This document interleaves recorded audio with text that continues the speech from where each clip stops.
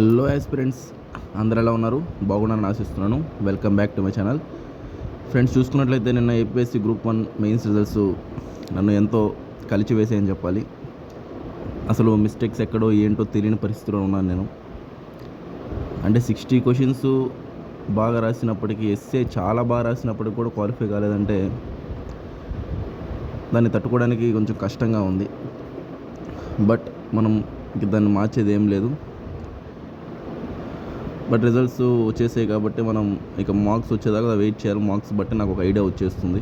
అంటే కరెక్షన్స్ ఏ లెవెల్లో జరిగాయి ఏంటి అని చెప్పి చూడాలి. తర్వాత నేను రీస్టార్ట్ చేస్తున్నాను అండి. ఈరోజు నుంచే రీస్టార్ట్ డే 1 ఈరోజు. నా టార్గెట్ ఏంటంటే, ఇప్పుడు నేను చాలా బలంగా ముందుకెళ్ళాలని ఫిక్స్ అయ్యాను. అంటే ఇక ఎన్ని ఎదురు దెబ్బలు కొట్టినా నిలబడగలిగే సత్తా ఉండాలండి మనుషులు ఈ ఫీల్డ్కి వచ్చినాక. నేను యూపీఎస్సీ టార్గెట్ చేస్తున్నాను నెక్స్ట్ ఇయర్. యూపీఎస్సీ 2026కి ఈ రోజు నుంచే నా డే స్టార్ట్ అయింది. రీస్టార్ట్ డే 1 ఈరోజు. సో ఈరోజు నేను సిలబస్ తగ్గట్టు ముందుకెళ్తున్నాను.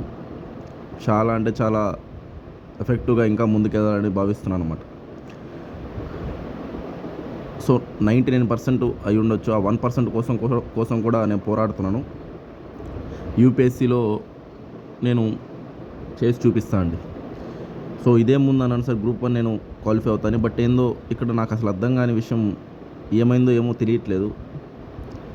ఇది నా ఫస్ట్ ఎక్స్పీరియన్స్ వల్ల ఇట్లా జరిగిందా లేదా అసలు ఎలా అయింది ఏంటి కూడా అర్థం కాలేదు. బట్ ఓకే, పోస్ట్ తక్కువ ఉన్నాయి, సో బెటర్ అర్థమైంది నాకు. అంటే రిజర్వేషన్స్ కూడా లేవు కాబట్టి ఇంకా టాప్ 30-40 ఉంటేనే మనం లిస్ట్లో ఉంటాము ఉన్న మార్క్స్లో. అది ఎక్కడో కొంచెం బ్యాక్ అయి ఉండొచ్చు ఏదో ఒక దాంట్లో అని అనుకుంటున్నా. ఎనీవే మార్క్స్ వచ్చాక చూద్దాం. బట్ ఇక ఎక్స్క్యూజ్ అన్నీ నేను చెప్పుకోదలుచుకోలేదు. ఆ ఎక్స్క్యూజెస్ దాంతోనే ఉండిపోవాలనుకోవట్లేదు. ఈరోజు డే 1 స్టార్ట్ చేసిన ఆల్రెడీ నేను నా ఆప్షనల్ అయిన జాగ్రఫీ సబ్జెక్ట్ని స్టార్ట్ చేశాను, కంప్లీట్ చేస్తున్నాను. నా యొక్క డైలీ టార్గెట్స్, షెడ్యూల్స్ నేను డైలీ 4కి లేస్తాను అండి. నేను ఎగ్జామ్ ఉన్నా లేకున్నా మామూలుగా డైలీ 4కి లేస్తాను. ఆ 4కి లేసే డేస్ కూడా అన్నీ నా కళ్ళ ముందు ఒకసారి కనిపిస్తున్నాయి. నేను ఎంత కష్టపడ్డాను ఏంటి. స్టడీ హాల్స్లోనే 12 అవర్స్ 14 అవర్స్ అక్కడే ఉండిపోయిన రోజులు ఉన్నాయి. సో ఆ కష్టానికి ఫలితం అయితే రాలేదు. నా ఆన్సర్స్ కూడా ఎన్నెన్నో ప్రాక్టీస్ చేశాను, ఎన్నో ఎస్సేస్ చూశాను, ఎంతో నాలెడ్జ్ గెయిన్ చేశాను. కరెంట్ అఫైర్స్ లింకేజ్ కానీ అంతా ఎక్కడికి పోదని భావిస్తున్నా. ఇదే యొక్క నాలెడ్జ్ని నేను మళ్ళీ యూపీఎస్సీలో బెటర్ చేస్తా. ఇంకా అంతలోపు నేను ఈసారి ఛాలెంజింగ్గా తీసుకుంటున్నాను అండి. ఈసారి మన స్టేటే కాదు, తెలంగాణ సరే, తమిళనాడు సరే, ఏ స్టేట్ ఎగ్జామ్స్ అయినా రాయడానికి సిద్ధంగా ఉన్నా. రాస్తాను. నా యొక్క టాలెంట్ చూపించాలి. సో అందరిలాగా కాదు, నేను చాలా డిఫరెంట్గా ఆలోచిస్తే ఎప్పుడైనా ఈ యొక్క 1 ఇయర్ కష్టపడతాను. ఇంకొక 7-8 మంత్స్ నెక్స్ట్ ఇయర్ ఏ యొక్క స్టేట్ ఎగ్జామ్స్ అయినా సరే గ్రూప్ 1 సంబంధించి నేను రాస్తాను, యూపీఎస్సీ రాస్తాను. నా టాలెంట్ నేను చూపిస్తాను. ఇది ఎందుకు నేను ఇంత పాజిటివ్గా తీసుకుంటున్నా అంటే,